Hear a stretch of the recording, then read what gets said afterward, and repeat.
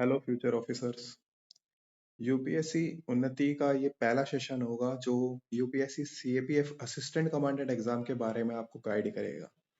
अभी तक हम यूपीएससी सीएपीएफ के बारे में टेलीग्राम चैनल के थ्रू आपको गाइड कर रहे थे। Now we are on the YouTube and ये सेशन हमने अपना जूम क्लास पर लिया था, जिसको आज मैं यूट्यूब पर अपलोड कर रहा हूँ ताकि फर्दर जो स्टूडेंट्स हैं जो और एस्पिरेंट्स हैं जो कि सीएपीएफ असिस्टेंट कमांडेंट एग्जाम के लिए प्रिपेयर कर रहे हैं, उनको पेपर 2 के बारे में स्पेसिफिकली पता चल सके कि कहाँ पर क्या चीज़ों का ध्यान रखना है पेपर को अटेम्प्ट करते हुए। तो ये पर्टिकुलर सेशन पूरा डेडिकेट होगा पेपर 2 के लिए। फर्दर मैं ऐसा मानता हूँ, अगर आप सीएपीएफ की तैयारी कर रहे हैं तो आपको पता होगा कि इसके अंदर पेपर 1 एंड पेपर 2 होते हैं। दो पेपर इसमें होते हैं इन द फर्स्ट स्टेज।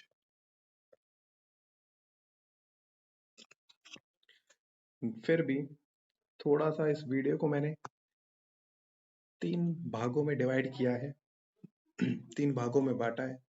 पहला ओवरव्यू। कुछ एस्पिरेंट्स ऐसे होंगे जो सीडीएस की तैयारी कर रहे होंगे, कुछ ऐसे होंगे जो एफकेट की तैयारी कर रहे होंगे, कुछ होंगे जो सीजीएल की तैयारी कर रहे होंगे।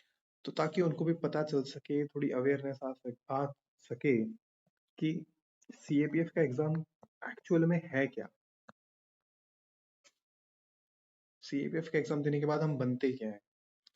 देन पूरी वीडियो डेडिकेट होगी पेपर 2 को। देन उसके बाद होगा डाउट्स। डाउट्स आप हमें कमेंट सेक्शन में बताइए, जो कमेंट सेक्शन है उसमें बताइए। अदरवाइज आप हमारे टेलीग्राम चैनल पर भी डाउट्स भेज सकते हैं अपने।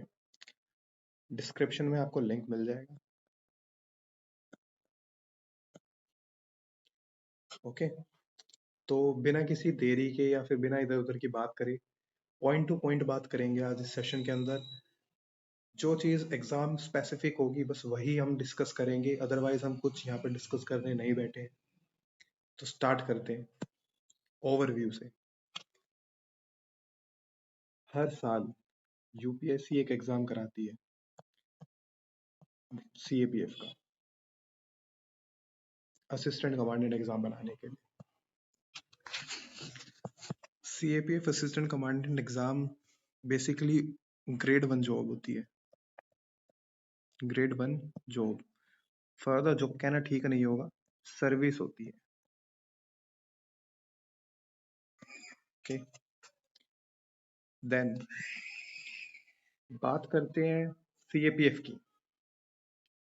Paper 1 paper 2 same day conduct किया जाता है, जो कि इस बार 3rd ऑफ जनवरी हो, सॉरी, जो कि इस बार 3rd ऑफ अगस्त होगा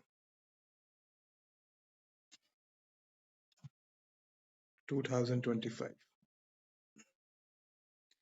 देन जिसका क्लियर होता है पेपर 1 देन पेपर 2, उसको कॉल आती है फिजिकल की।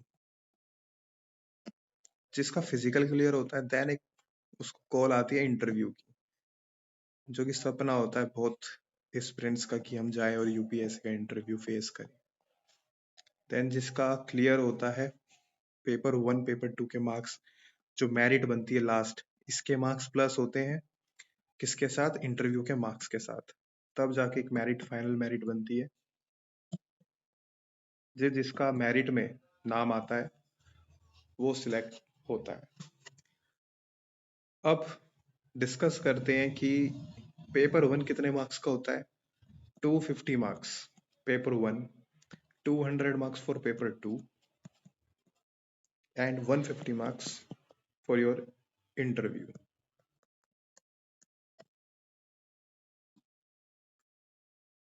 ये सारी चीजें हैं जो कि आपको अपने माइंड में एकदम फिट रखनी है कि ये सारी चीजें होती हैं, तब जाके मैं एक ऑफिसर बन सकता हूँ, ऑफिसर बन सकता हूँ। ये चीज आपको ध्यान में रखनी है। फर्दर डिस्कस जैसे जैसे हम आगे करते रहेंगे, उसके साथ साथ काफी चीजें आपकी क्लियर होती रहेंगी। बाकी ये सब मोटी मोटी सी चीजें हैं जो आपको याद रखनी ही रखनी है। जो आपको काफ़ी ज़्यादा हेल्प करेगा अपनी प्रिपरेशन करते हुए। जब आप जैसे कि लक्ष्मीकांत की बुक उठाओगे तो आपको याद रहेगा कि चलो ठीक है, मुझे पता है कि मैं किस चीज़ की तैयारी कर रहा हूँ और उसके लिए क्या चीज़ें चाहिए। बिना देर किए हुए सीधा बात करेंगे पेपर 2 की, कि पेपर 2 में क्या चीज़ें होती हैं और किस चीज़ का कैसे ध्यान रखना है।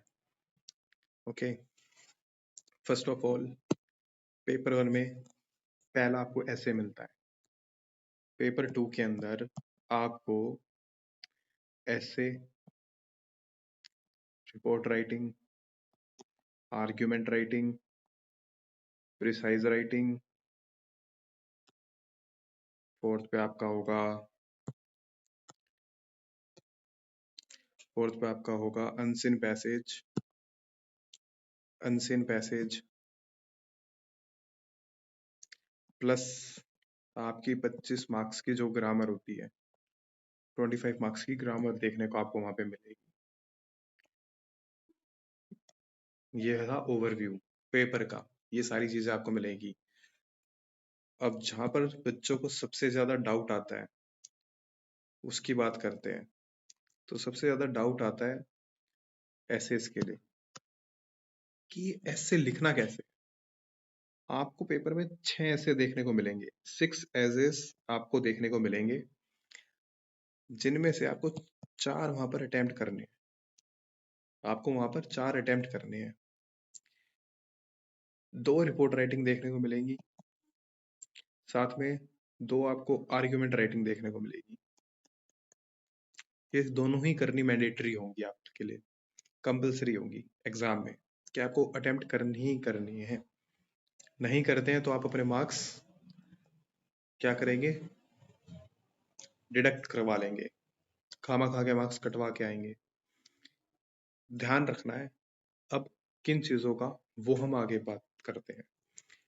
पर्टिकुलर प्रॉपर ऐसे के बारे में बात करेंगे। शुरू करते हैं।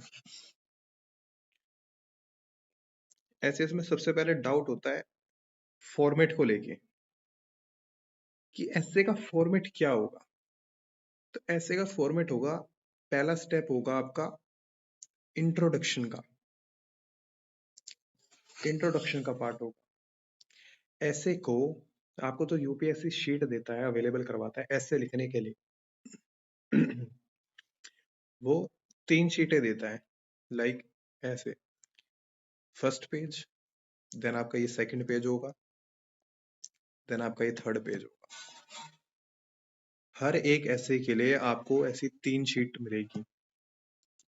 अब इन 3 शीटों में आपको एक ऐसे पर यूपीएससी देता है 300 वर्ड्स का ऐसे आपको लिखना है। मैं कहता हूँ आप 300 वर्ड्स छोड़ो, टाइम मैनेजमेंट को ध्यान में रखते हुए हम 270 280 भी लेके चलते हैं तो भी हमारा काम बन सकता है। सकता नहीं है, इवन बन जाएगा। फर्दर आपने जैसे जिस हिसाब से आपने फॉर्मेट मैनेज किया होगा, अपने अपना डिस्क्रिप्शन जो डाली होंगी, इंफॉर्मेशन जो उसमें डाली होंगी आपने, वो सब मैटर करेगा वहां पर, कि क्या चीजें डाली है। और इन्फॉर्मेशन से ज्यादा बढ़ करके सारी चीजें आ जाती है आपके फॉर्मेट पे, आपकी हैंड राइटिंग पे। मैं इधर उधर की बात नहीं करूंगा, मैं बिलीव नहीं करता इधर उधर की बात करने में। तो पेपर 2 का यही था। 280 270 से 280 वर्ड्स आप रखेंगे, आपका काम हो जाएगा। देन इंट्रोडक्शन, अब स्टार्ट करते हैं कि आपको फॉर्मेट रखना कैसे है। मैंने यहाँ पर कुछ टेम्पलेट्स रखे हैं जो आपको फॉर्मेट के बारे में एक पूरा ब्रॉड स्ट्रक्चर तैयार करके देंगे। जैसे पहला पार्ट आपको रखना है इंट्रोडक्शन का। इंट्रोडक्शन का पार्ट आपको फर्स्ट रखना है अपना, ये आपका पहला स्टेप होगा। एक एग्जांपल लेते हैं, लाइक अभी टॉपिक चल रहा है इम्पोर्टेंट, क्लाइमेट चेंज ले लेते हैं, ठीक है। क्लाइमेट चेंज, क्लाइमेट चेंज अभी एक टॉपिक है जो कि एक इशू है, एक इशू है ये क्लाइमेट चेंज। और काफी ज्यादा अभी अवेयरनेस में चल रहा है, मतलब हर जगह क्लाइमेट की बात हो रही है। तो ये चांसेस भी एग्जाम में आ जाएगा और आता भी है। पहला स्टेप आपका इंट्रोडक्शन होना चाहिए। अब मैं मान के चलता हूँ, आप इंट्रोडक्शन में क्या लिखेंगे, आप लिखेंगे कि क्लाइमेट चेंज होता क्या है, व्हाट इज दिस। जब आप 4 से 5 लाइन में इंट्रो कर देंगे कि ये होता है क्लाइमेट चेंज, फर्दर आप बोलेंगे कि सर हमें तो ये चीज पता नहीं चलती कि डिफाइन तो होती है 3 वर्ड 3 लाइंस की, 3 लाइंस में हम तो डिफाइन कर देते हैं, अब ये चौथी और पांचवी लाइन कैसे लिखें, फोर्थ और फिफ्थ लाइन कैसे लिखें। तो इसके लिए आपको करना कुछ नहीं है, बस आपको सीधा ऐसे एक अपनी लाइन प्रिपेयर करिए। मैं मानता हूँ 3 लाइंस में आपने डिफाइन कर दी, फोर्थ और फिफ्थ लाइन बची है ना, फोर्थ लाइन को लिख दीजिए कि let us discuss further information about climate change, कुछ ऐसे लिख दीजिए आप। ये कुछ तरीके होते हैं अट्रैक्टिव बनाने के, ऐसे इसको काफी कैची लगना चाहिए। लेट अस डिस्कस, यानी जो चेकर होगा आपका, जो एग्जाम चेक करेगा पेपर 2, वो जब ये चीज पढ़ेगा लेट अस डिस्कस, उसको ऐसी फील आएगी कि कोई सामने बैठा है और मैं लेक्चर सुन रहा हूँ पढ़ते हुए। ये कुछ वर्ड्स होते हैं, की टर्म्स होती है जो याद रखनी है आपको, ये चीजें यूज करनी है वहां पे। डिफाइन सबने लिखी होगी, जितने 3 लाख बच्चे, 3 लाख बच्चे बैठते हैं ना एग्जाम देने, इस 3 लाख में सब लिख के आएंगे डिफाइन क्लाइमेट चेंज ये होता है, ये होता है फलाना, लेकिन कैच जो करेगा वो ये चीज करेगी वहां पे। तो ये चीज आपको ध्यान रखनी है। ओके, तो ये तो था इंट्रो का पार्ट, कि इंट्रो में आपको करना क्या है। देन मूव ऑन करेंगे हम सेकंड पार्ट पे। बॉडी को हम डिवाइड करके चलेंगे 3 पार्ट्स में, यानी पहला पार्ट तो हो गया इंट्रो का, सेकंड पार्ट में हम जाएंगे past view related to question होगा।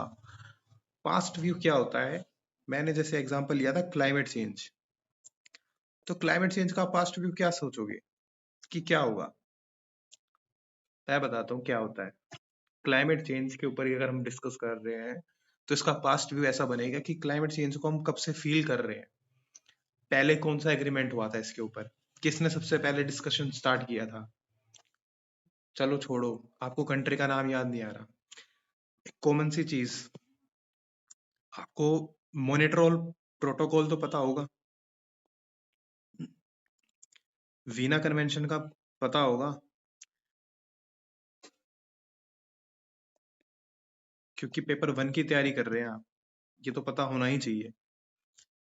इसके ऊपर तो प्रीवियस ईयर का क्वेश्चन, CAPF 2023 का क्वेश्चन यहीं से आया था।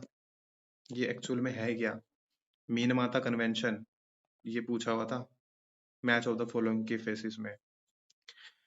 तो मैं मानता हूँ ये तो आपको पता ही होगा, और चलो नहीं पता ठीक है, आपको नहीं पता है, लेकिन आपको अर्थ समिट तो पता होगा, 1992, क्लास ट्वेल्थ, क्लास ट्वेल्थ की पॉलिटिकल साइंस की बुक में भी डिस्कशन है इसका। अर्थ समिट हुआ था, ब्रूटलैंड रिपोर्ट, ब्रूटलैंड रिपोर्ट, ये सारी चीजें यहाँ पर याद रखनी है आपको पास्ट व्यू में। कहाँ पे, पास्ट व्यू में, पास्ट व्यू में याद रखनी है आपको ये सारी चीजें। तो ये चीजें है जो पास्ट व्यू को ध्यान में रखते हुए आपको वहां पर मेंशन करनी है। उससे पता है क्या होता है, एक ब्रॉड आइडिया लगता है हमें कि ठीक है बच्चा सही ट्रैक पे जा रहा है। इसने पहले इंट्रो दिया, देन उसके बारे में हमें थोड़ा सा पास्ट के, उसके उस टॉपिक से रिलेटेड पास्ट में क्या हुआ था उसके बारे में उसने हमें बताया। देन आप कहेंगे पास्ट व्यू में चलो हमारे पास तो सर 3 ही लाइन है या 4 लाइन है, इससे ज्यादा हम लिख ही नहीं सकते, शीट तो हमें भरनी है। आपने पास्ट व्यू को जो मेंशन करेंगे ना आप, मैं मानता हूँ चलो 3 ही लाइन ले लो यार, तुमने 3 ही लाइन पास्ट व्यू में लिख दी, अब नेक्स्ट क्या करोगे, नेक्स्ट में आप बताओगे उसके चैलेंजेस, इधर ही चैलेंजेस लिख देना कि चैलेंजेस क्या क्या है। चैलेंजेस में होता है कि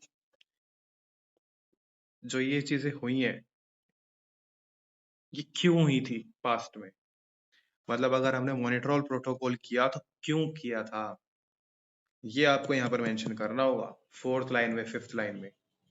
समझ रहे हैं मेरी बात? आपको रीजन रखना होगा वहां पर उसका कि ये इसलिए हुआ था। नॉर्मल सी चीज है, अगर आपको इतना भी नहीं याद आ रहा ना कि मॉनिट्रोल प्रोटोकॉल क्यों हुआ था, सीधा लिखो क्लाइमेट को अफेक्ट कर रहा था इसलिए हुआ था। That's why we have to sign the Montreal protocol with the nations. Okay, ये चीजें ऐसे करनी है आपको वहां पे। देन कुछ टॉपिक्स आप सोचोगे कि ऐसे हो जाते हैं जिनका कोई पास्ट व्यू नहीं होता, तो ऐसे केस में हम क्या करेंगे? ऐसे केस में आपको करना क्या है, ऐसे केस में आपको करना क्या है कि आपको यहाँ पर आपने इंट्रो लिख देंगे, आप इंट्रो तो लिख ही दोगे, इंट्रो तो लिख ही दोगे। देन जो आपका होगा कि कुछ टॉपिक होते हैं जिनका पास्ट व्यू नहीं होता, उसमें आपको अपने मेंशन करना होगा उसके फर्दर चैलेंजेस, क्या चैलेंजेस है, ये सीधा आप डायरेक्ट वहां पर मेंशन करो, ये चैलेंजेस है और ये चीजें हम कर सकते हैं। आपको अपने सॉल्यूशन देने हैं यहाँ पर, उस केस में देने हैं यहाँ पर सॉल्यूशन जिस केस में आपके पास पास्ट व्यू नहीं होगा। यहाँ पर तब आपको अपने सॉल्यूशन देने हैं, चैलेंजेस एंड सॉल्यूशन, एक ही पैराग्राफ के अंदर, सेकंड के अंदर। ठीक है, ये ऐसे याद रखना है। मैं फिर रिपीट कर रहा हूँ, जिसका पास्ट व्यू आपको पता है उसका जरूर यहाँ पर पास्ट व्यू लिख के आइए, जिसका पास्ट व्यू आपको नहीं पता तो वहां पर आप लिख के आइए उसके चैलेंजेस, देन उसके सॉल्यूशन, अपने सॉल्यूशन, किसी गवर्नमेंट के सॉल्यूशन नहीं कि गवर्नमेंट ने ऐसा करा था। आपको अपने सॉल्यूशन यहाँ पर मेंशन करने कि मैं क्या कर सकता हूँ या आप हमें क्या करना चाहिए, वो चीज। देन ये थी सेकंड पैरा की बात। अब जो थर्ड पैराग्राफ होगा इसका, वो होगा करंट सिनेरियो। करंट सिनेरियो यानी कि बॉडी को जो हमने डिवाइड करा है 3 पार्ट में, बॉडी डिवाइडिंग में ये होगा थर्ड पैरा और होल में होगा ये, सॉरी बॉडी डिवाइड में होगा ये सेकंड पैरा और होल में होगा ये third para. Current scenario, climate change जो हमने टॉपिक लिया था, क्लाइमेट चेंज जो हमने टॉपिक लिया था उसका करंट सिनेरियो क्या है, क्या है उसका करंट सिनेरियो? करंट सिनेरियो उसका ये है कि कॉप की मीटिंग की जाती है, ये इसका करंट सिनेरियो है। करंट सिनेरियो हम देख रहे हैं कि पहले आइस एज में थे हम, अब हम ग्लोबल वार्मिंग की तरफ जो है बढ़ रहे हैं। और क्या है, आईपीसीसी ने बोल दिया कि भाई 1.5 डिग्री सेल्सियस टेम्परेचर 2027 तक इंक्रीज हो जाएगा, ये बोल दिया आईपीसीसी ने। और फर्दर कोई और रिपोर्ट आई है करंट सिनेरियो की, वो हम मेंशन करेंगे यहाँ पर। कोई भी करंट सिनेरियो की रिपोर्ट आई है वो सब चीजें यहाँ पर मेंशन करेंगे हम। इंटरनेशनल सोलर अलायंस, ये काफी ज्यादा न्यूज में भी है और सब इसकी तरफ, जो जितने भी नेशंस है सब इसके तरफ बढ़ रही है। 100+ कंट्रीज इसका पार्ट आज बनी हुई है। इंडिया एंड फ्रांस, इन दोनों का कोलैबोरेटिव इनिशिएटिव है ये, इंटरनेशनल सोलर अलायंस। कमेंट करके मुझे बताइए इसका हेडक्वार्टर कहाँ पे है। ओके, तो यहाँ पर आएगा करंट सिनेरियो, कि करंट सिनेरियो क्या है, ये चीज आएगी यहाँ पे कि करंट सिनेरियो क्या है। याद रखना ये चीज आपको, ये करंट सिनेरियो आपको यहाँ पर मेंशन करना होगा अपने पास्ट व्यू के नेक्स्ट पैराग्राफ में। यानी कि यूपीएससी की जो 3 शीट है, 1 2 3, पहली शीट पे इंट्रो आ जाएगा, पास्ट व्यू आ जाएगा, थर्ड शीट पर आपका आ जाएगा करंट सिनेरियो, देन गवर्नमेंट की स्कीम्स, उसके एक्शंस, देन थर्ड शीट पर आ जाएगा उसका कंक्लूजन। कंक्लूजन पर हम बात करेंगे कि कंक्लूजन में आपको क्या ऐड करना है। इसको अभी रफ करते हैं। अब हम बात करते हैं कि आपको क्या ऐड करना है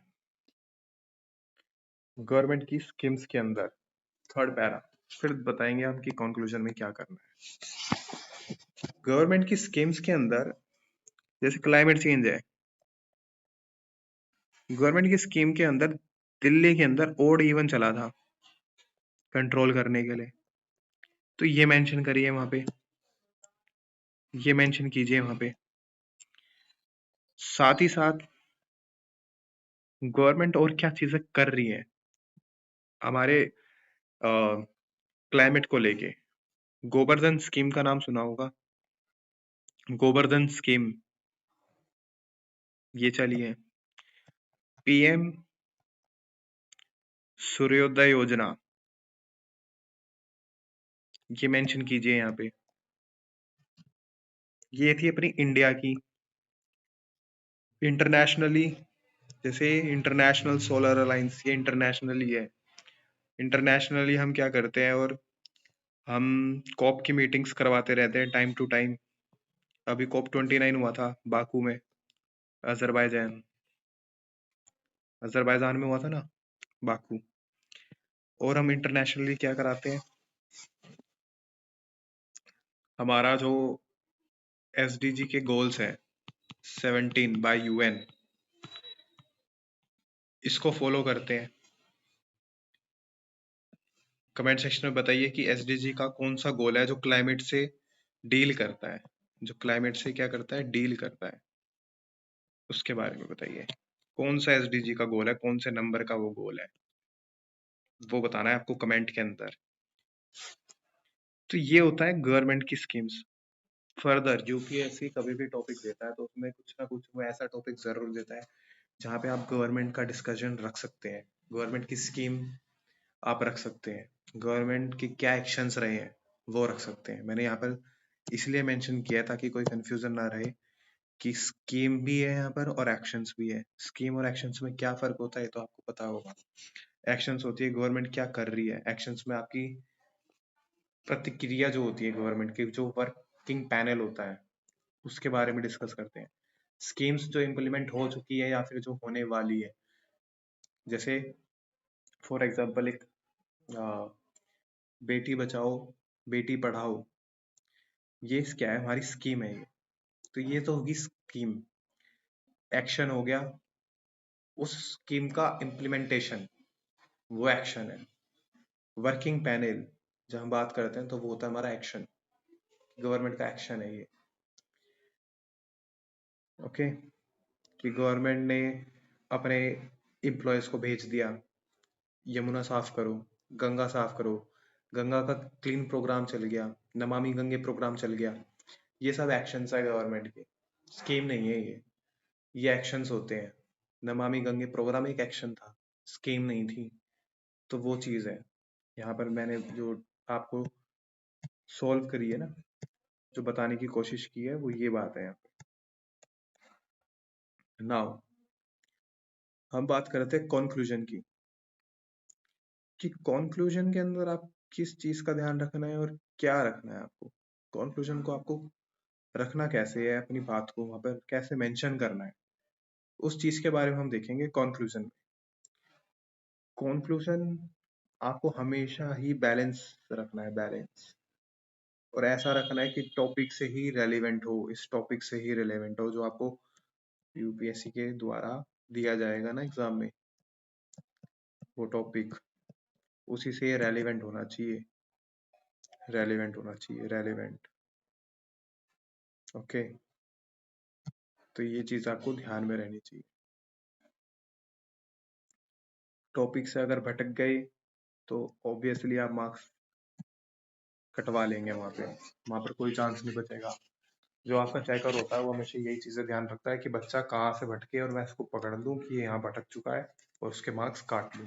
मैक्सिमम मार्क्स तो आपको पता ही है यूपीएससी में 20 मार्क्स कैसे होता है आपका, 20 मार्क्स कैसे होता है आपका, एक ऐसे 20 मार्क्स का होता है, 4 ऐसे आपको करने रहते हैं, यानी टोटल बनते हैं आपके 80 मार्क्स। यहाँ से निकलते हैं आपके 80 मार्क्स। एक ऐसे पे मैक्सिमम मार्क्स यूपीएससी हार्डली 12 दे के चलता है, ये मैक्सिमम बता रहा हूँ। लेकिन अगर आपने ये चीजें ध्यान में रख ली, ये सारी चीजें आपने ध्यान में रख ली, बहुत इजीली आपको 9 से 10 मार्क्स इजीली आप ग्रैप आउट कर लेंगे, यहाँ से इजीली आप अचीव कर लेंगे 9 से 10 मार्क्स। चलिए बात करते हैं कंक्लूजन की। कंक्लूजन में मैंने जैसा बताया, बैलेंस रखना है आपको, साथ ही साथ टॉपिक से रिलेटेड होना चाहिए, और अपनी बात रखनी है। आपको रखना है कि चलो ठीक है, हमने इसके मेरिट और डीमेरिट देखे, क्लाइमेट चेंज के हमने मेरिट देखे, हमने डीमेरिट देखे। हमने क्लाइमेट चेंज तो खैर मेरिट और डीमेरिट में हम क्या ही रखेंगे, डीमेरिट ही होता है क्लाइमेट चेंज के।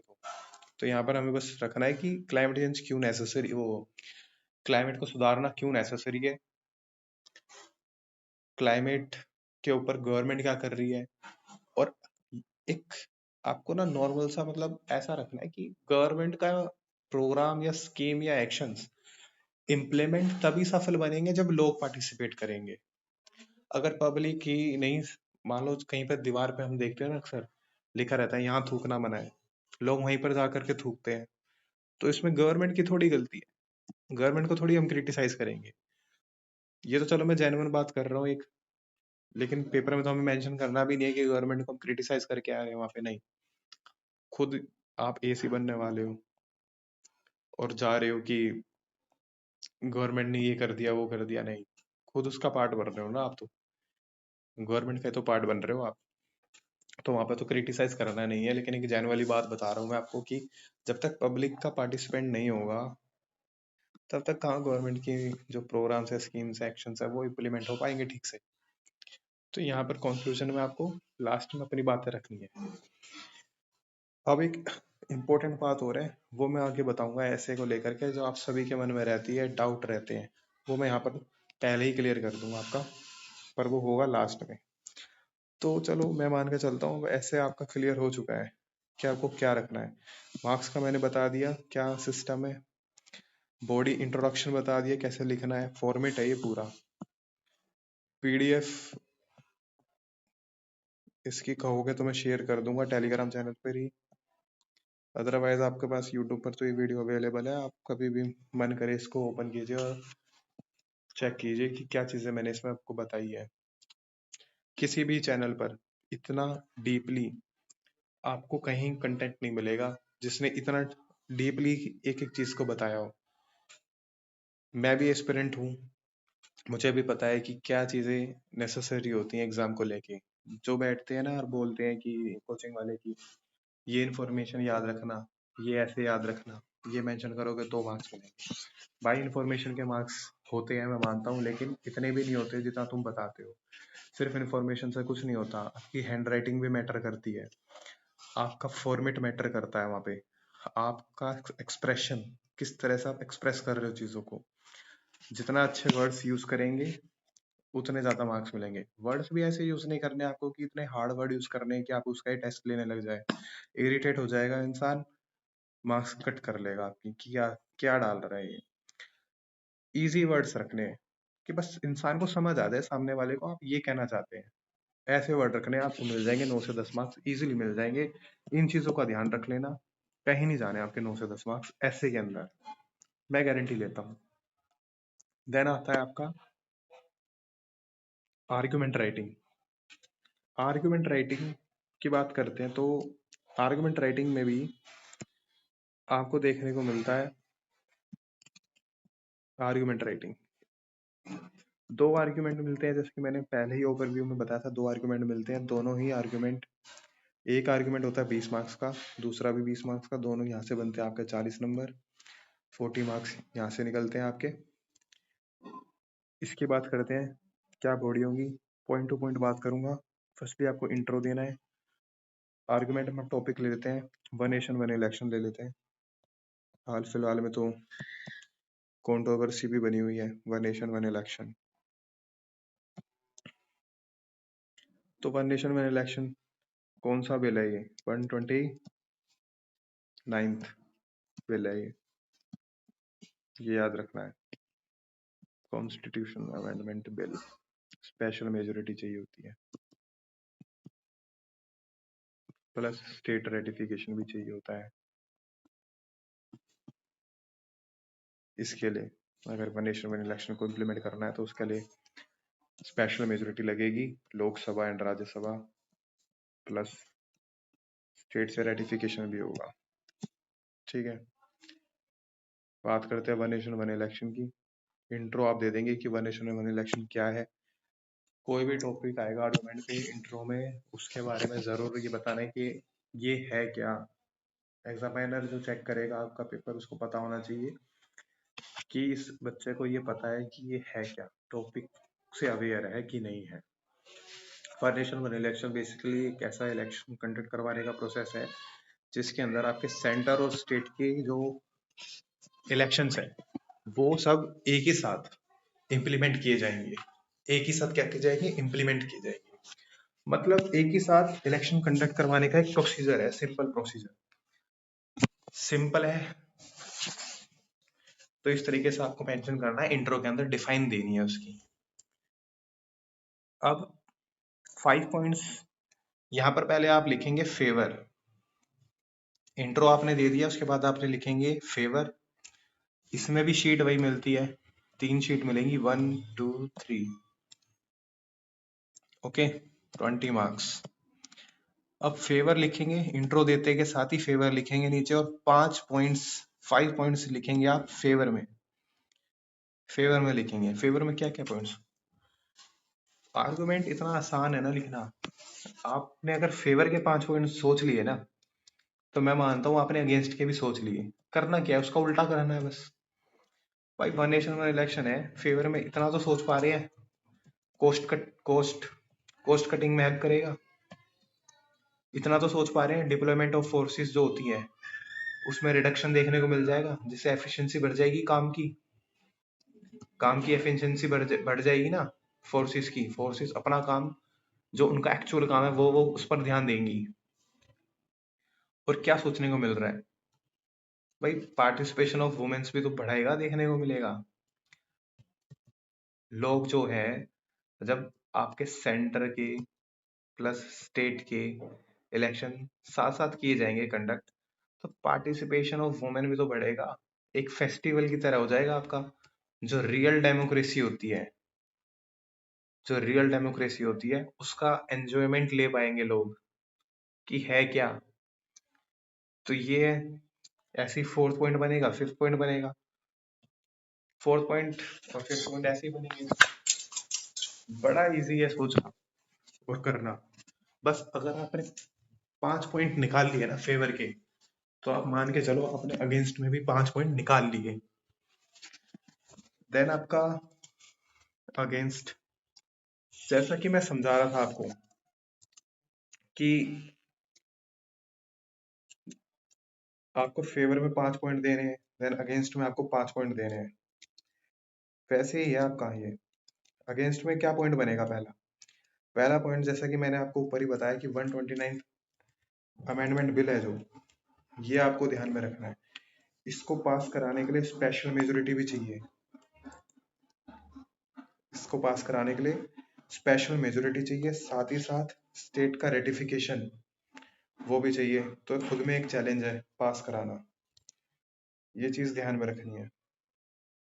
सेकंड पॉइंट इसका क्या बनेगा, सेकंड पॉइंट इसका बनेगा कि लैक ऑफ अवेयरनेस है, lack of education. Okay, lack of क्या है, एजुकेशन।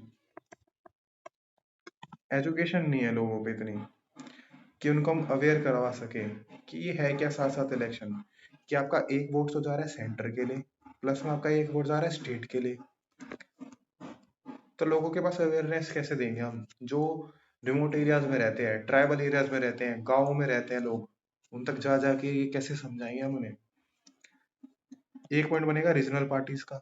जो रीजनल पार्टीज है, लोकल पार्टीज है, क्या वो कैपेबल है कि जो नेशनल पार्टीज हैं उनसे इलेक्शन लड़ सके, इलेक्शन फेस कर सके, क्या वो है कैपेबल। क्वेश्चन मार्क है इसके ऊपर भी। तो ये कहीं ना कहीं रीजनल पार्टीज भी अपना जो अस्तित्व है वो खोती हुई नजर आ रही है यहाँ पर। जो उनकी प्रेजेंस है वो कहीं ना कहीं क्या हो जाएंगी, लुप्त हो जाएंगी, डिसअपियर हो जाएंगी। देन 5 पॉइंट्स हो गए आपके फेवर में, ऐसे ही 5 पॉइंट्स बनेंगे आपके अगेंस्ट में। देन आता है इसका कॉन्क्लूजन। देन इसका आ जाएगा कॉन्क्लूजन, कि कॉन्क्लूजन क्या है। तो कॉन्क्लूजन होगा आपका बैलेंस्ड। कॉन्क्लूजन आपका हमेशा ही बैलेंस होगा। आर्ग्यूमेंट में तो काफी ज्यादा इंपॉर्टेंट है कॉन्क्लूजन को बैलेंस करना। नहीं, ना तो आपको प्रॉपरली फेवर में जाना है, ना ही प्रॉपरली आपको अगेंस्ट में रहना है। आपको हमेशा जो भी बैलेंस में देना है ना, जो भी चीजें आपको देना है कंक्लूजन, वो बैलेंस में देना है। कि ठीक है, चलो हमने देखा कि फेवर में कुछ पॉइंट्स हैं, कुछ चीजें इसके अगेंस्ट में है। फर्दर फिर भी जो डिसीजन होगा वो, जैसे वन नेशन वन इलेक्शन तो एक डेमोक्रेटिक डिसीजन हो गया कि लोगों की भी राय ली जाएगी, लोग सोचेंगे, लोग क्या चाहते हैं वो भी मैटर करता है। तो इसमें तो चलो हम ऐसे बैलेंस करके लिख देंगे, चलो ठीक है, हमने कुछ पॉइंट्स फेवर में देखे, कुछ हमने अगेंस्ट में देखे। अब जो डिसीजन होगा वो लोगों को देखेंगे, let the people of the India decide कि उनको वन नेशन वन इलेक्शन की नीड है या नहीं है। तो ये तो हो गया इस टॉपिक की बात। फर्दर कोई ऐसा टॉपिक आता है जिसके बारे में लोगों का कोई डिसीजन नहीं है। मैं सारी चीजें इसलिए आपको ऐसे ऐसे समझा रहा हूँ क्योंकि ये चीजें फेस होती हैं, जब आप तैयारी करते हो आपको फेस होती हैं। मैंने तैयारी की है इसलिए मुझे पता है कि ये चीजें फेस होती हैं। इसलिए मैं ये समझा रहा हूँ आपको चीजें जो टीचर्स नहीं बता पाते ठीक से। फीस तो ले लेते हैं पर क्या ही बताएं। देन आर्गुमेंट बैलेंस होगा। कोई टॉपिक ऐसा आ जाता है जिसको आप बैलेंस, आप कह रहे हैं कि उसमें लोगों का पार्टिसिपेट नहीं है, तो मैं हम उसको बैलेंस कैसे करेंगे। उसको बैलेंस सेम सेम जगह हर टॉपिक में आपको बस यही चीजें रखनी है वहां पर, कि हमने फेवर देख लिया, हमने आर्गुमेंट में फेवर देख लिया, हमने इसका जो है अगेंस्ट में देख लिया। बाकी ये जो चीजें हैं गवर्नमेंट देखे, ओके, वो गवर्नमेंट देखेंगी, या फिर टाइम, जैसा टाइम होगा वैसा देखा जाएगा। समझ रहे हैं आप मेरी बात। जैसा टाइम होगा वैसा देखा जाएगा। या फिर ठीक है, आपको ऐसा भी लिख सकते हैं कि ठीक है भाई, हमने फेवर देख लिया, हमने अगेंस्ट देख लिया, लास्ट में एक पॉइंट फेवर में ऐसा लिख दीजिए कि अगर ये हो जाए तो अच्छा हो जाए। ऐसा यहाँ पर आप पॉजिटिव पॉजिटिव अप्रोच, उसका यहाँ पर ध्यान रखना है। स्टूडेंट्स में कहता है ना पॉजिटिव अप्रोच, ऐसे करते हुए आर्गुमेंट करते हुए तो काफी ज्यादा ध्यान में रखनी है ये चीजें। पॉजिटिव अप्रोच, एक पॉजिटिव अप्रोच दिखनी चाहिए। फर्दर फेवर में पॉइंट, अच्छे पॉइंट दिखाइए, अगेंस्ट में अच्छे पॉइंट दिखाइए। मैं अपनी आंसर शीट्स जो लिखी हुई हैं वो आपके साथ शेयर कर दूंगा टेलीग्राम ग्रुप पे, जिससे कि आपको ये एनालाइज हो जाएगा कि कौन सी चीजें हमें ध्यान रखनी है, कौन सी नहीं। फर्दर जो टेलीग्राम का ग्रुप है, चैनल है, उस पर आप जाएंगे तो प्रीवियस भी मैंने कुछ सेंड की हुई है टेलीग्राम ग्रुप पर। हालांकि नया नया टेलीग्राम ग्रुप है, नया चैनल है, तो विजिट आप करेंगे एक बार तब आपको समझ में आएगा कि कंटेंट क्या दिया जा रहा है, क्या चीजें समझाई जा रही है। कोई फीस नहीं है, कुछ नहीं है, बस ज्वाइन कीजिए और देखिए, 100% आपको फायदा मिलेगा इसका। देन हम बात करते हैं रिपोर्ट राइटिंग की। मैं मान के चलता हूँ कि आपको ये समझ में आ गया होगा। फर्दर फिर भी कोई पॉइंट्स हो आपके तो कमेंट सेक्शन में जरूर बताइए, कि कमेंट सेक्शन में आप हमें जरूर बताइए कि क्या पॉइंट्स आपके, क्या डाउट्स हैं जो क्लियर होने बाकी हैं। मैं आपको उसके बारे में समझा दूंगा। किसी किसी का होगा पेन से रिलेटेड, कौन सा पेन यूज करना है, वो मैं लास्ट में इस वीडियो में ही बता दूंगा आपको कौन सा पेन यूज करना है। फर्दर जैसे एग्जाम पास में आएगा तो मैं उसके बारे में भी आपको डिस्कस कर दूंगा, कौन सा पेन यूज करना है, कौन से पेन का कलर होना चाहिए, किन चीज़ों का और ध्यान रखना है, कौन सी चीज़ें कैरी करके जानी है एग्जाम में। जिनका फर्स्ट अटेम्प्ट है उनको ज़्यादा डाउट रहते हैं, जिनका सेकंड है, थर्ड है, उनको उतने डाउट नहीं रहते। चलो आगे बढ़ते हैं, रिपोर्ट राइटिंग देखते हैं। रिपोर्ट राइटिंग के अंदर चीज़ ध्यान रखनी है आपको, वो रखनी है हेडिंग। बच्चों का डाउट होता है हेडिंग लिखनी है या नहीं लिखनी है, लिखनी है या नहीं लिखनी है। हेडिंग आप चाहे वहां पर लिख के आइए, चाहे मत लिख के आइए, आपके मार्क्स नहीं कट होंगे। कुछ वीडियोस में कंफ्यूजन इतनी देते हैं ना कुछ कहते हैं कि लिख के आओ, कुछ कहते हैं मत लिख के आओ। भाई आप लिख दोगे तो भी चल जाएगा, नहीं लिखोगे तो भी चल जाएगा।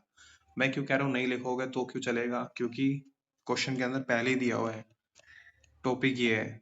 उनको पता है कि हमने क्या टॉपिक दिया है, उनको पता है कि हमने क्या टॉपिक दिया है। यहाँ पे पेपर बनाने वालों को पता है हमने टॉपिक क्या दे रखा है। तो कोई इसमें कोई ऐसी रॉकेट साइंस नहीं है कि आप यहाँ पर नहीं लिखेंगे तो मार्क्स कट हो जाएंगे। कुछ नहीं होता, नहीं लिखेंगे तो भी चलेगा, लिख देंगे तो भी चलेगा। फर्दर बात करते हैं आगे। कभी भी अपना नाम या किसी और का भी नाम, मतलब नाम ही मेंशन नहीं करना है यहाँ पे। इस एबीसी का मतलब है नाम, नेम। और ऐसे भी नहीं लिख के आना है कि यहाँ पर लिख रहे हैं आप नेम ए बी सी, ऐसे मत लिखना। बड़ा ऐसा लगता है जैसे बच्चों ने लिखा हो। डायरेक्ट लिखिए एबीसी, एबीसी डायरेक्ट लिख के आइए वहां पे। तो यहाँ पर तो बस एबीसी से काम चल जाएगा। एक्स वाई जेड कुछ भी जो आपका मन करे वो लिखिए, नाम नहीं होना चाहिए। वरना नाम अगर लिख दिया गलती से, पूरा पेपर कैंसिल हो जाएगा। ऐसा हुआ है वहां पर। वैसे भी आपको इंस्ट्रक्शंस आप पढ़ेंगे तो उसमें ये चीज मेंशन होती है ऑलरेडी कि आपको मेंशन करना है या नहीं करना है।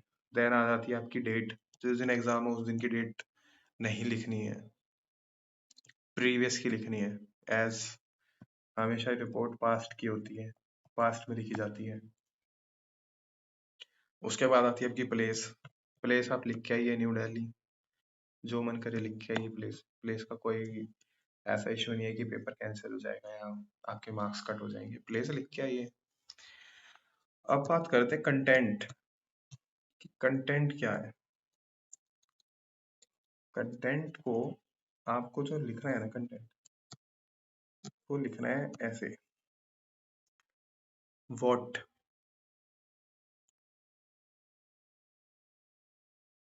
When, why, how, now.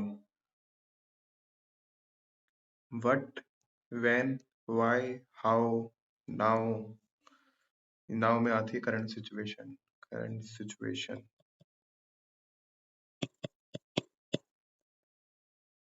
Current situation now में आती है आपकी।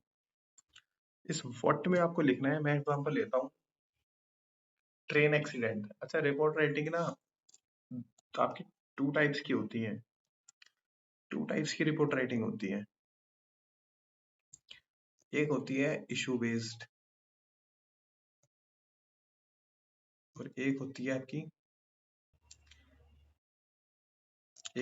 इशू बेस्ड और एक होती है आपकी incidental based. Issue based reports होती हैं जो इशू चीज बनी हुई है, जैसे क्लाइमेट चेंज का इशू है, वाटर क्राइसिस है, वाटर क्राइसिस है, फॉरेस्ट फायर है। ये सब क्या है? इशू बेस्ड हो गई। Rising in temperature, global warming, etcetera etcetera, ये इशू बेस्ड है। जो आपकी इंसिडेंटल बेस्ड होती है, चलो मैं नेक्स्ट स्लाइड पे बता देता हूँ, ठीक से समझ में आएगा। Issue based, incidental. Issue based होती है जैसे climate change, forest fire, etcetera etcetera, जैसे कि मैंने पिछले स्लाइड में बताया था, वो होती है इशू बेस्ड। इंसिडेंटल होती है आपकी रेल एक्सीडेंट हो गया है, रेल एक्सीडेंट। कोचिंग इंस्टीट्यूट में जो आग लगी थी, फायर, कोचिंग फायर, मतलब मैं आपको समझाने के लिए बता रहा हूँ ये। और आपकी इंसिडेंटल होती है 2021 या 22 में आई थिंक क्वेश्चन आया था वेस्ट बंगाल पोल्स पे, वेस्ट बंगाल पोल्स पे, ये इंसिडेंटल थी। 2000 आई थिंक 22 में आया था एक question, Delhi oxygen crisis, oxygen था शायद, ऑक्सीजन सिलेंडर क्राइसिस था, हाँ, ऑक्सीजन सिलेंडर क्राइसिस। ये इंसिडेंटल हुई। ये क्या हुई टॉपिक हमारी? इंसिडेंटल। और ये हुई हमारी इश्यूज। ठीक है, मैं ये चीज आपको समझाने की कोशिश कर रहा हूँ। नाउ हम बात कर रहे थे कि आपको ध्यान किन चीजों का रखना है। बॉटम हम लिखेंगे कि क्या चीज हुई है, क्या क्या हुई है। देन हम लिखेंगे व्हेन, कब हुई है। क्यों का सवाल ऐसा होगा अगर टॉपिक में आपको लगता है कि वाई हम दे सकते हैं। जैसे कि इशू बेस्ड में क्लाइमेट चेंज ले लेते हैं, तो वहां पर आप वाई मेंशन कर सकते हैं कि वाई क्यों हुआ है। तो वहां पर आप रीजन लिख देंगे, भाई इसलिए हुआ था, ऐसे हुआ था, वैसे हुआ था। ठीक है, ऐसा लिख सकते हैं आप कि इन चीजों से हुआ है। नाउ अगर आपके पास क्यू का जवाब नहीं है तो कोई इसमें इतना कोई सोचने की जरूरत नहीं है, सीधा स्किप कीजिए, हाउ पे आइए नीचे, देन लिखिए। ठीक है, कलर चूज कर लेते हैं। तो उसके बाद आता है आपका वॉट हो गया, वैन हो गया। वॉट और वैन आपका एक ही पैराग्राफ में आएगा। फर्स्ट इसमें जो आपको शीट मिलती है वो ऐसे मिलती है 1 और 2। तो पहली शीट पे आपकी आ जाएगी heading, ABC, date, place, what और वैन। ये सब फर्स्ट शीट पे आ जाएगा। देन सेकंड शीट पे जाएंगे, वाई है तो वहां पर देखिए आइए, नहीं है तो स्किप कीजिए, सीधा हाउ पे आइए कि वो चीज जो हुई थी कैसे हुई थी। एग्जाम्पल लेते हैं, बालासुर ट्रेन एक्सीडेंट हुआ था पिछले साल उड़ीसा के अंदर। हाँ जी, बालासुर डिस्ट्रिक्ट में एक रेलवे एक्सीडेंट हुआ था जिसमें 3 ट्रेन आपस में कोलाइड की गई थी। 3 ट्रेन कोलाइड हुई थी और काफी जो वो दृश्य था, काफी बेकार, मतलब देखने लायक दृश्य नहीं था बिल्कुल भी। गवर्नमेंट भी सामने आई कि ठीक है, हम जो भी लोग इंजर हुए हैं, जिन लोगों ने अपनी जानें गंवाई हैं, उनके लिए हम एक अमाउंट, फिक्स अमाउंट जो है उनको पे करेंगे, ताकि उनका एक मतलब फाइनेंशियल असिस्टेंस देंगे उनको बेसिकली, जैसे उनकी थोड़ी सी हेल्प हो सके। चलो वो तो गवर्नमेंट की बात है, तो वो यहाँ नाव में आ जाती है गवर्नमेंट की सारी चीजें। बालासुर जो ट्रेन एक्सीडेंट हुआ था, पहले तो वॉट में लिखेंगे कि ऐसे ऐसे बालासुर ट्रेन एक्सीडेंट हुआ है, 3 ट्रेन आर कोलाइडेड। अब 3 ट्रेन आर कोलाइडेड, देन क्या मैं वैन के लिए कुछ अलग सी चीज छोड़ूंगा? नहीं, मैं सीधा लिखूंगा 3 train are drastically collided at at यानी वैन, at Balasore district in Orissa on. On में डेट आती है, नहीं याद आएगा डेट, फिर भी कोई दिक्कत नहीं है, मेंशन कर दो पास्ट की date. On except dash dash date, कोई भी डेट पास्ट की, आपके एग्जाम से पास्ट की, फर्दर 1 महीने पीछे की डेट ले लो, 2 महीने पीछे की डेट ले लो। अगर आपको थोड़ी बहुत डेट का अंदाजा है कि चलो इंसिडेंटल है, मेरे को पता है इस मंथ में हुई थी, इस डेट के आसपास थी, आप मेंशन कर दो कि इस डेट के आसपास ये चीज हुई थी, आपका काम चल जाएगा। 3 train are collided drastically at Balasore district Orissa on dash dash date. And why में आप लिखेंगे रीजन, कैसे क्यों हुई थी। वाई एंड हाउ थोड़ा सा सिमिलर आपको दिखेगा यहाँ पे कि कैसे और क्यों हुई, मतलब क्या समस्या थी। कैसे में लिख दो कि भाई ट्रेन जो बताया गया था वो तो यही था कि ब्रेक फेलियर हो गए थे और थोड़ा सा ह्यूमन एरर देखने को मिला था, जिसके कारण ये ट्रेन का एक्सीडेंट हुआ था। तो यहाँ पर तो कैसे में ही आ जाएगा। क्यों में आ जाएगा आपका कैसा क्यों। आप क्यों में फर्दर मेंशन कीजिए कि जो टेक्नोलॉजी है वो, ऑफिशियल्स का ऐसा कहना है, आपको कोई डेटा याद नहीं आ रहा है कि किसी ने कुछ बोला, आप सीधा लिखो द रेलवे ऑफिशियल सेड, ऐसे करके लिखिए। पास्ट टेंस में लिखेंगे हमेशा सेड, सेड यूज करेंगे, said. The railway official said that we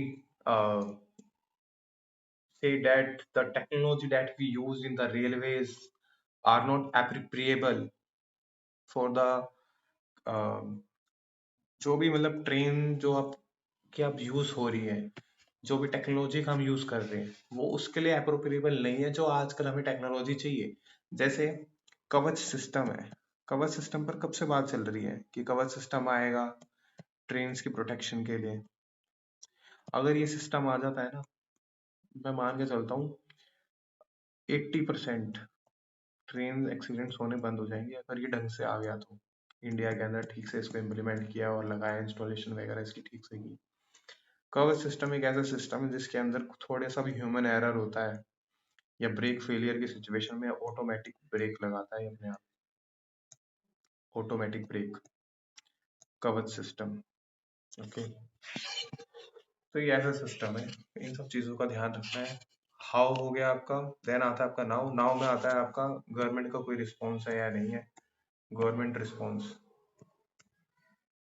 यहाँ पर आता है आपका गवर्नमेंट का रिस्पॉन्स कोई है या नहीं है। गवर्नमेंट का रिस्पॉन्स मेजोरिटी ऑफ टाइम में होता ही है। वो आपको जब प्रैक्टिस करते रहेंगे आपको लिखना समझ में आ जाएगा। मैं एक चैनल का आपको ऐसे नाम तो सजेस्ट नहीं कर सकता यहाँ पर, लेकिन फिर भी मैं अगर सजेस्ट करूँ तो संसद टीवी आप सुना कीजिए इंग्लिश में। मतलब जिसका इंग्लिश मीडियम जो लिखना चाहता है, ओके हाँ, आपको तो इंग्लिश मीडियम ही लिखना होगा ना, रिपोर्ट राइटिंग तो इंग्लिश में ही लिखनी होती है। इंग्लिश मीडियम में रिपोर्ट राइटिंग सुना कीजिए संसद टीवी पे। और भी कुछ चैनल है, अगर आप कहेंगे तो मैं कमेंट बॉक्स में उनका चैनल का नाम मेंशन कर सकता हूँ कि ये चैनल आप देख लीजिए कीजिए। वो जैसे वर्ड यूज करते हैं वो वर्ड यहाँ पर रिपोर्ट में यूज करने हैं। कल को आप ऑफिसर बनते हैं और कोई ऐसी क्रिटिकल सिचुएशन बनती है कि आपको अपने सीनियर ऑफिसर को वो रिपोर्ट या अपने कमांडेंट को ही आपको रिपोर्ट सेंड करनी है, तो आपको ही करनी होगी, because assistant commandant basically company commander होता है जिसके नीचे 120 130 के अराउंड पूरी एक सिपाही की यूनिट होती है, तो आपको उनको हैंडल करना है। तो आपको काफी बार रिपोर्ट राइटिंग आगे भेजनी होगी, तो सन इसलिए यहाँ पर रिपोर्ट राइटिंग को रखा गया है ताकि आप उन सब चीजों का यहाँ पर ध्यान रखिए। तो गवर्नमेंट का रिस्पॉन्स होता है, जैसे कि मैं इस ट्रेन एक्सीडेंट की बात करूं तो यहाँ पर जो गवर्नमेंट का रिस्पॉन्स था वो ये था कि जो हमारे रेलवे मिनिस्टर उन्होंने अनाउंस किया था कि हम 2 लाख रुपीज देंगे उनको जिन्होंने अपनी जानें गंवाई है इस ट्रेन एक्सीडेंट में, और 1 लाख रुपीज उनको देंगे जो इंजर हुए हैं, यानी जिन जो इंजर हुए हैं जो कि बेड रेस्ट पर चले गए हैं, उनको यहाँ पर हम ये धनराशि हम उन्हें देंगे, ये फाइनेंशियल असिस्टेंस हम उनको प्रोवाइड करवाएंगे, ऐसा बोला था। देन उसके बाद आ जाता है हमारा कंक्लूजन। कंक्लूजन वापस से मैं वही कहूंगा, कंक्लूजन आपका अगेन बैलेंस होना चाहिए। अपना कोई इसमें तर्क या सॉल्यूशन नहीं देना है, क्योंकि आप रिपोर्ट दे रहे हैं और रिपोर्ट हमेशा दी जाती है पास्ट एक्सपीरियंस पर कि कंक्लूजन क्या है। कंक्लूजन में आप सीधा लिखिए कि अगर इंसिडेंटल बेस्ड है कि अभी इसके ऊपर कार्रवाई चल रही है, आगे हम बताते हैं कि आगे क्या होगा या फिर आगे देखते हैं क्या होगा। इशू बेस्ड है तो इस पे लिख सकते हैं, जैसे क्लाइमेट चेंज एक इशू है तो हम इशू में यहाँ पे लिखेंगे कि अभी कॉन्फ्रेंस ऑफ पार्टीज की मीटिंग हुई थी जिसमें ये सब देशों ने टारगेट ईयर्स रखे हैं। इंडिया ने अपना नेट जीरो कार्बन एमिशन 2070 रखा है, तो ये इसका कंक्लूजन। कंक्लूजन में हमेशा गवर्नमेंट्स को ही इधर उधर रखना है आपको कि ये कंक्लूजन है, इंडिया का विजन ये है इस चीज को लेके। इंसिडेंटल है तो इंसिडेंटल में अभी क्या चीजें चल रही हैं ये चल रही हैं, या फिर जो भी अनाउंस मतलब जो अगर इंसिडेंटल है और वो चीज हो चुकी प्रॉपरली हो चुकी है, केस क्लोज हो चुका है, तो उसका आपको थोड़ा बहुत आइडिया होना चाहिए कि ये चीज इसका ये निष्कर्ष आया था निकल के, ये कंक्लूजन आया था, ये कंक्लूड किया था। किसी सुप्रीम कोर्ट ने कुछ बोला है तो सुप्रीम कोर्ट का कंक्लूजन लिख दीजिए भाई कौन सुप्रीम कोर्ट ने ये स्टेटमेंट दी थी और आगे इसको देखते हैं कि क्या होगा, ये कंक्लूजन है। रिपोर्टर की तरह बिल्कुल बिहेव करना है, अपने आप को रिपोर्टर मानना है कि आप रिपोर्टर हो, आपको लिखनी है। मैं फिर कह रहा हूँ अगर आपको कोई डेटा नहीं पता है तो अपने आप से भी आप ऐड ऑन कर सकते हैं, बिकॉज आप यहाँ पर रिपोर्टर हैं, आपको लिखनी है रिपोर्ट, बेधड़क होके लिखिए। देन मैं जो बात कर रहा था तो ये आपकी हो चुकी है पूरी। एसेज मैंने आपको समझा दिए, एसेज आपके यहाँ पर हो गए हैं। रिपोर्ट राइटिंग्स मैंने अब क्लियर कर दी है, आर्ग्यूमेंट राइटिंग मैंने यहाँ पे क्लियर कर दी है आपको।